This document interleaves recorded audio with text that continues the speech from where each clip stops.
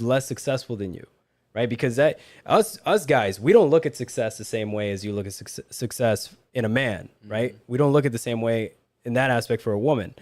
You know, you could be living a 9 to 5 just regular job, and we'll still fall in love the same way.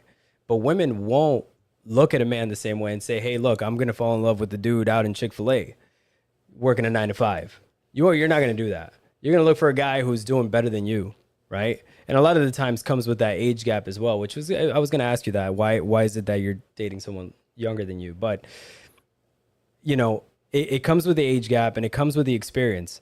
A lot of the times women will go after guys who are doing better than them, right? They won't date lower than them. And so with that, you going after a guy that's 10%, 1%, does come with the bullshit, right? There's a lot of guys, I know a lot of people who are VPs, who are regionals, they work for these companies and they travel a lot. They got a whole ass wife at home, but they do their thing when they're out traveling.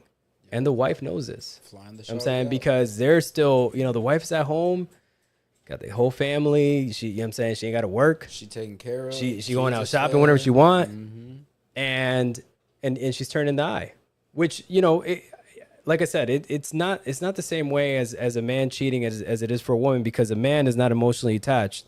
A woman gets emotionally attached. She won't sleep with a man she's not attracted to. Nope. You know what I'm saying? And if most of the time, like you mentioned with your friend, there was an issue at home. There was a problem at home. So she found attention elsewhere. Right? So it can't be measured the same way. Because for one, for us to even go out and cheat, we got to work for it. You know what I'm saying? For women to go and cheat, just go into your DMs, bro. That's it. Easy. Go into your DMs and you'll go, yeah. No, because y'all could go to the clubs and get a girl drunk.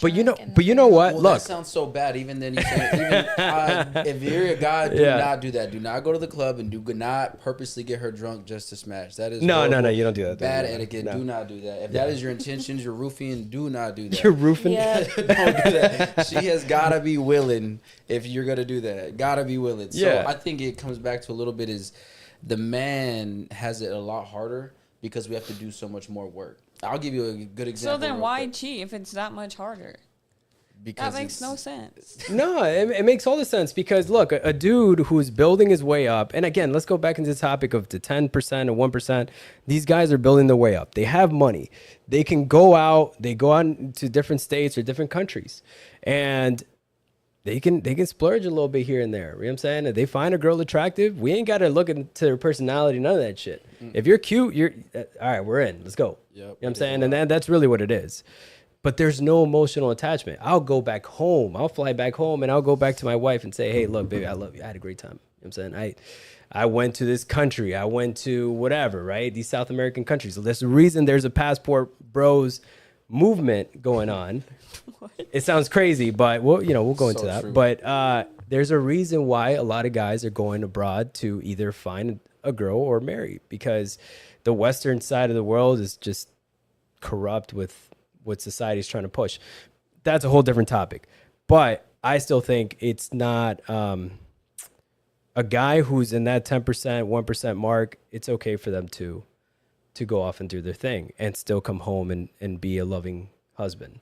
Now, this leads me to another question. Would you break off a 10+ year relationship because he cheated? Here's a good example. Married? Yeah, married. Married. I don't know. Married, whatever. I'll give you a good example just because you have kids. Let's say you were with him for 10 years and you were with the same baby daddy with all kids and everything like that. And you were with him for 10 years and he cheated on you. What are you doing? Are you staying with him, or are you, working through it? What is it?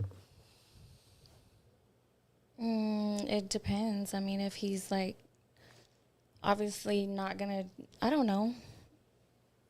I would forgive, I guess, and try to work things out for the kids. And Exactly. So it's not that bad.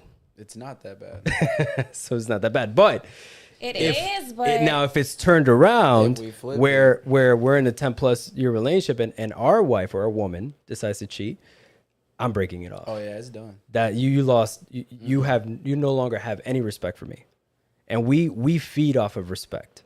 Yep.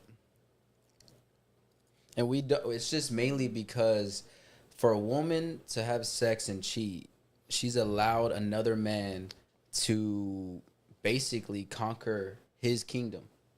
You are his man. You are the man's kingdom, and for you to allow another man to come into your body, which is his kingdom, and to conquer it is like, okay, it's done. There's no point. There's no point in even me wanting to be with you no more. Yeah. Because now you don't let another man come into what I thought was mine. It's not the same thing with y'all because we're not emotional.